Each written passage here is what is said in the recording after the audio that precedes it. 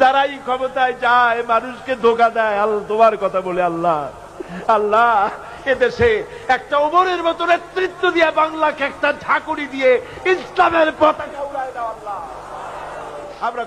আমরা ক্ষমতায় গিয়ে আমরা অনেক কিছু করব তা চাই না, আমরা শুধু চাই কোরআন এবং সুন্নাহর রাজ কায়েম হোক, কোরআনের আইন চালু হোক, দেশে শান্তি ফিরে আসুক, এটাই চাই। আল্লাহ সরকারকে কথা বোঝার তৌফিক দাও। আয় আল্লাহ, আওয়ামী লীগ, বিএনপি, অন্যান্য যত পার্টি আছে সমস্ত দলের জন্য আমরা দোয়া করি আল্লাহ। বাংলাদেশের যত দল আছে সকলকে ইসলামী আন্দোলন করার তৌফিক দাও আল্লাহ। সকলকে দল মত নির্বিশেষে দলাদলি ভুলে গিয়ে ঐক্যবদ্ধ হওয়ার তৌফিক দিয়ে দাও আল্লাহ। বাংলাদেশ পৃথিবীর শ্রেষ্ঠ ইসলামী দেশে পরিণত করে দাও আল্লাহ। রব্বুল আলামিন দোয়া মঞ্জুর করো আল্লাহ, দোয়া বিরাই দিও না আল্লাহ।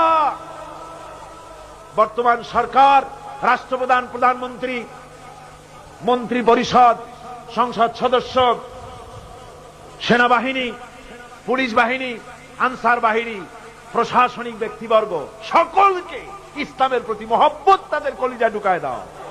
বাংলাদেশে যত সাংবাদিক আছে সমস্ত সাংবাদিকদেরকে বোঝার তৌফিক দাও, ইসলাম ছাড়া উপায় নাই, একথা বোঝার তৌফিক দাও। আমরা সকলের জন্য দোয়া করি, ছাত্র, শিক্ষক, মেহনতি জনতা, রাজনৈতিক দল, সবার জন্য দোয়া করি আল্লাহ সকলকে ইসলামে আসার তৌফিক দান করে দাও।